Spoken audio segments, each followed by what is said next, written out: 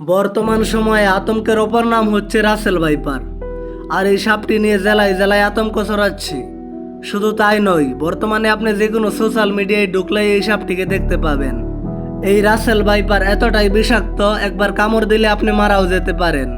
তো চলেন Russell viper সম্পর্কে জেনে আসি। এটি ভারতের পশ্চিমবঙ্গের দিকে বেশিরভাগ দেখা যেত, কিন্তু বর্তমানে বাংলাদেশের বিভিন্ন জেলায় ছড়াচ্ছে। রাসেল ভাইপার একটি অত্যন্ত বিষাক্ত সাপ। চেহারা: রাসেল ভাইপারের দেহে সুন্দরী বাদামি এবং হলুদ রঙের ফাটন থাকে, যা তাদের ভালোভাবে ছদ্মবেশ তৈরি করতে সাহায্য করে। সাপটির দেহে সারি সারি গোলাকার আকার।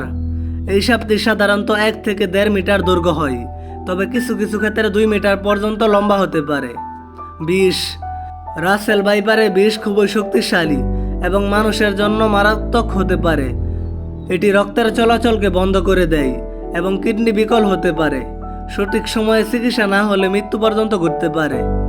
রাসেল ভাইপার সাধারণত রাতের বেলা শিকার করে, তাই সবাই রাতে শোয়ার সময় বিছানার নিচে চেক করে ঘুমাবেন। এই সাপটি প্রধানত শুকনো এবং আর্দ্র উভয় ধরনের পরিবেশে বাস করতে পারে। এটি খোলা মাঠে, গ্রাম অঞ্চল, চাষের জমি এবং ঘাসযুক্ত এলাকা পছন্দ করে। রাসেল ভাইপারের দংশন মারাত্মক হতে পারে, তাই এটি সম্পর্কে সচেতন থাকা এবং সাবধানতা অবলম্বন করা গুরুত্বপূর্ণ।